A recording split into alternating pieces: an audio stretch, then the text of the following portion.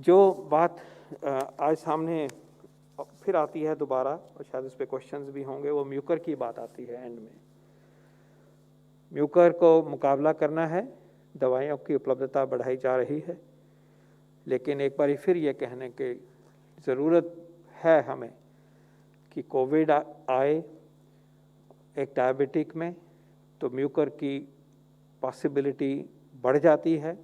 Diabetes में वैसे भी कभी कभी म्यूकर की बीमारी आती है, ब्लैक फंगस की, खासकर जब वो अनकंट्रोल्ड बीमारी होती है डायबिटीज़ या शुगर की, और ख़ासकर कि और किसी वजह से इम्यून सिस्टम में कमज़ोरी आती, कोई और भी वजह हो, तो वो बीमारी देखी जाती थी। कोविड अपने आप में जब प्रकोप बन के इसी दशा में आगे आता है तो ये बीमारी ने एक आउटब्रेक का रूप धारण किया है, और इसमें स्टीरॉयड की भूमिका भी रही है।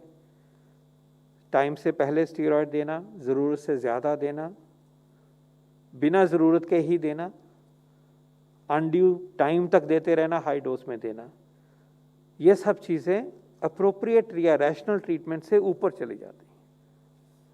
टाइम से देना, प्रॉपर डोज में देना, जब उचित है, देर तक फालतू में नहीं देना, ये सब वाजिब है और मिलना चाहिए, जान बचाता है कोविड की कॉम्प्लिकेशन से।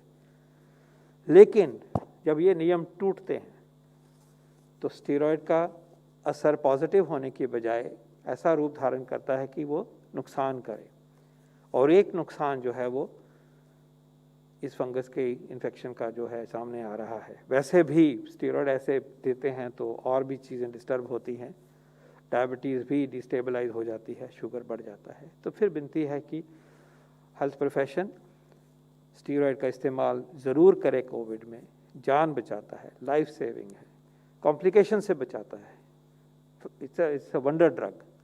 लेकिन इसका इर्रेशनल यूज़, टाइम से पहले, ड्यूरेशन से फालतू में देना, इनअप्रोप्रिएट डोज में देना, और अच्छी तरह से वॉच नहीं करना डायबिटीज़ का स्टेटस उस पीरियड में, हमें उस तरफ ले जाता है जिसमें कि ये कॉम्प्लिकेशन हमारे सामने आती है।